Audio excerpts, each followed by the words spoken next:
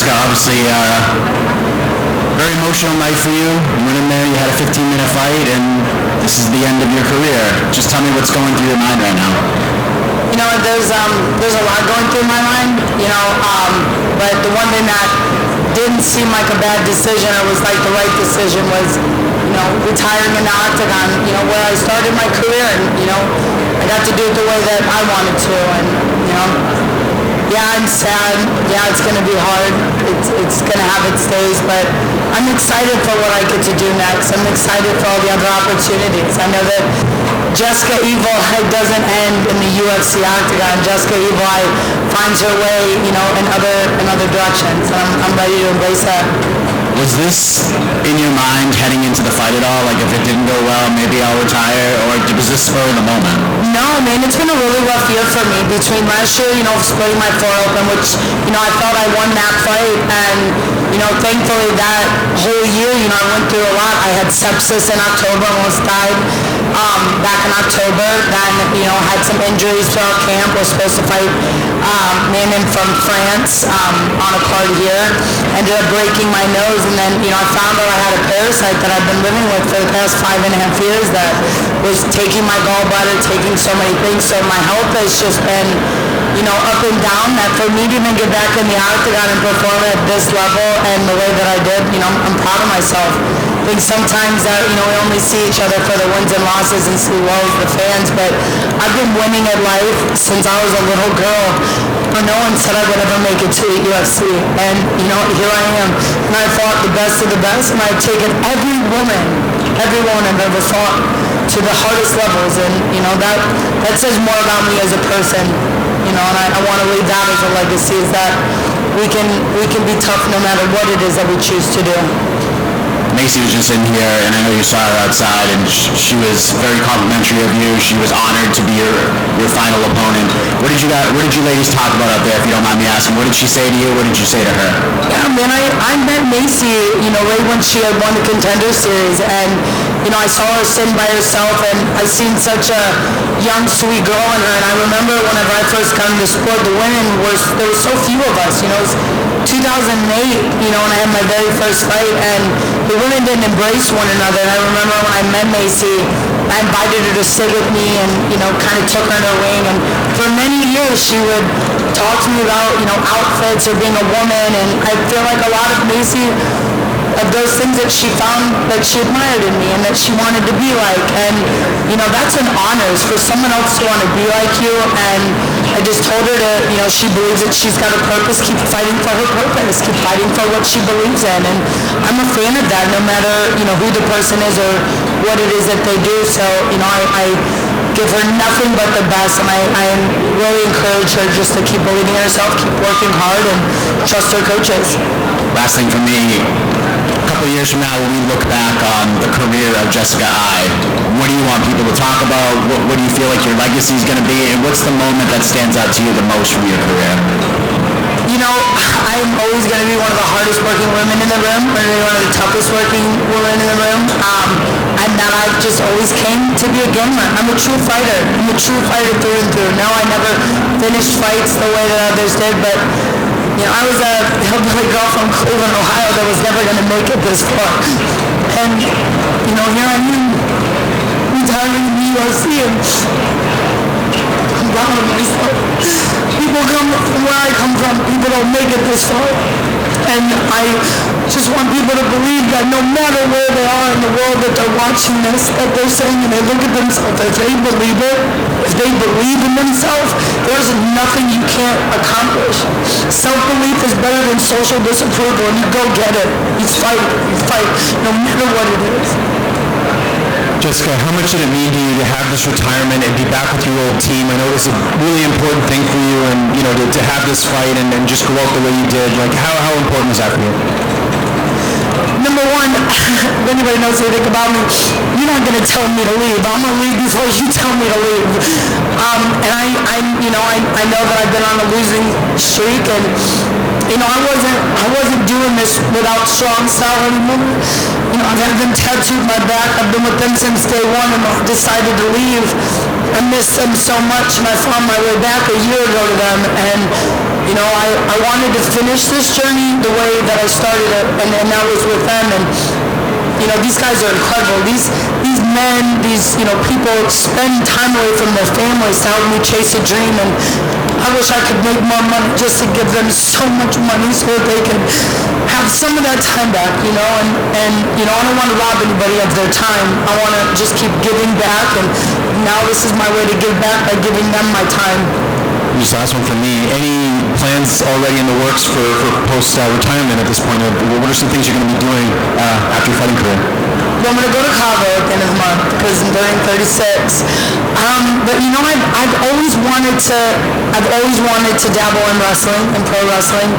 I want to be the female Undertaker, and I want to ride a motorcycle down to the octagon and DDT somebody. I'd love to do that. And I tried out a couple of years ago during COVID, and I ended up making it, and suffered a lot of health issues. I lost my gallbladder, found out about the parasites. So AEW, WWE, let's go. Jessica Eva is ready.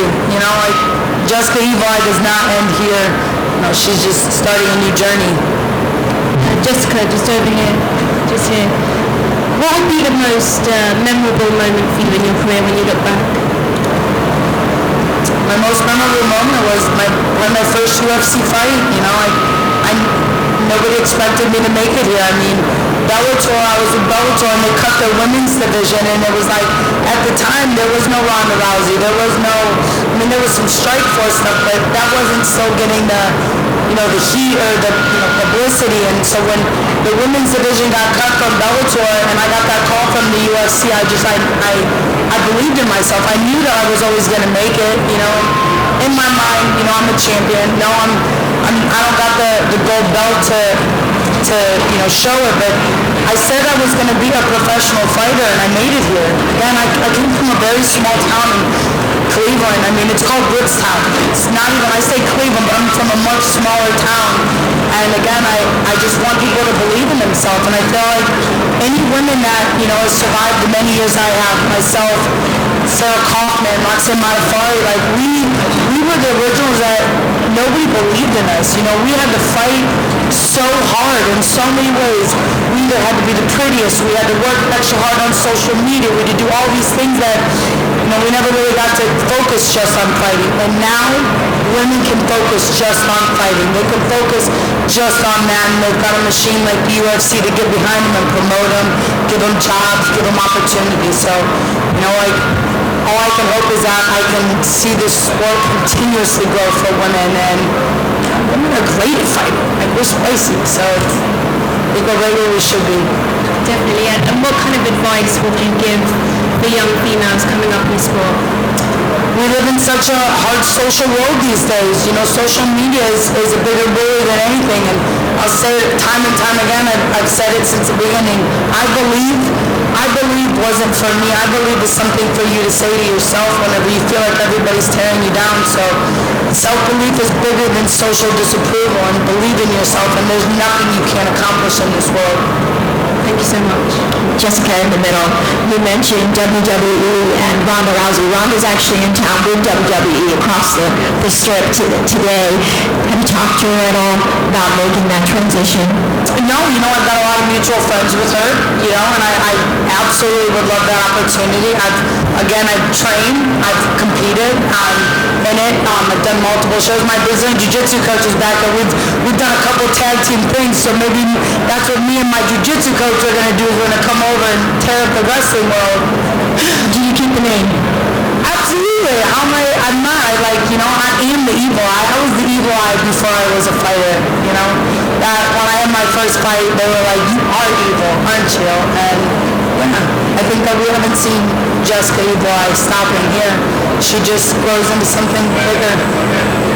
Jessica, is there any part of you, back here in the middle, any part of you that feels maybe this might have been an emotional decision, and you might go back and think maybe I'm not done with MMA fighting, or are you really, truly done at this moment? Gosh, I am such, as the person I am, we only see a quarter of what we show, just by, media and we promote ourselves, but I'm a very hard-nosed person. I will keep doing something over and over, right? Like, find the problem, I fix it, and I keep, doing things over and over. And I think that, after my last year's loss and I split my forehead open and I believed I won that fight, I just got sick of feeling like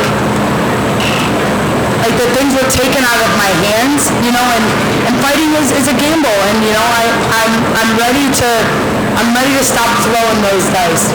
I'm ready to do some different things in my life, and maybe the gambles are going to be different. Like, I love riding motorcycles. Who knows? You guys might see me motocross racing.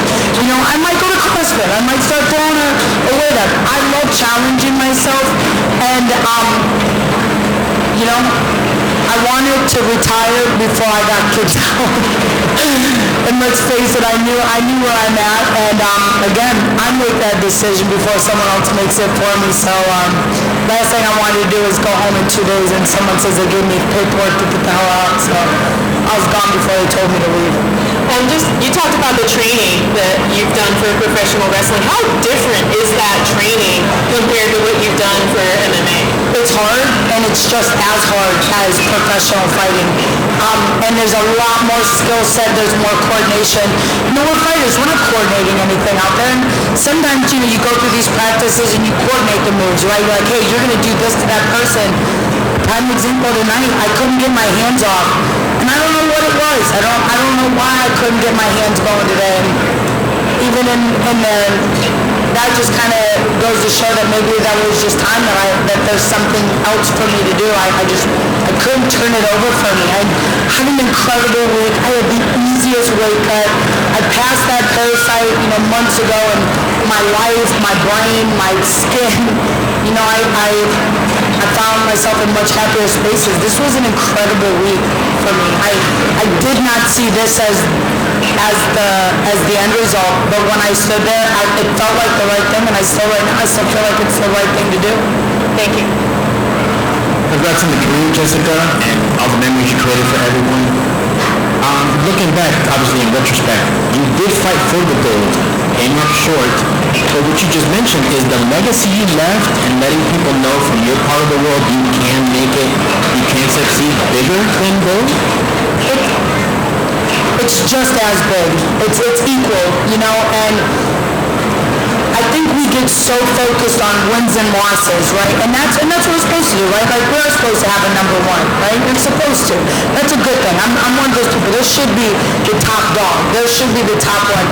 But in that creating the top dog, you have all these other people. You got people like me. You got so many other people that help make that platform look so perfect. And I'm proud of myself. I had a great career. I've done everything I've ever wanted to do. I did it with amazing people. I had some really great opportunities along the way, and fighting is not forever.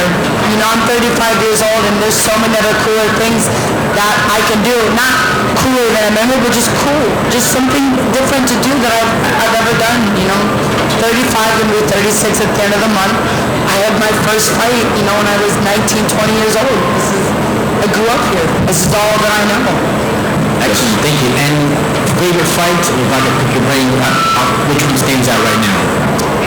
Well, so I guess I'd have to, I got my favorite NWFS fight, which was like one of my earlier years, and it was fighting outside, and I thought I got hit by a pigeon in the fight, but really it was a punch, and I went to the corner, and I told my coach, I was like, did you see that bird? Did you see that bird come in there? And he was like, what? Well, it was a head kick.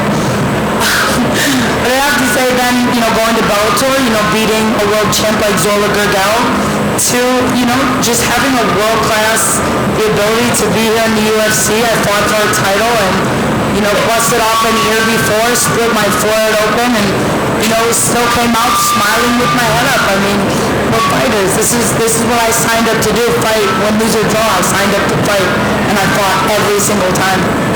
Excellent, thank you, and good luck with the next chapter of your career. Thank you.